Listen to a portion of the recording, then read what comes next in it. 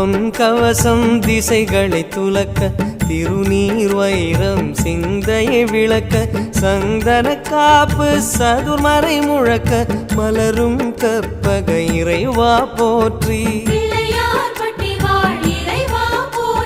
கலியுகம் காக்கும் கணபதி நாதா வலம்புரி நாதா அபயம் அபயம் அபயம் அருளும் இறைவா போற்றி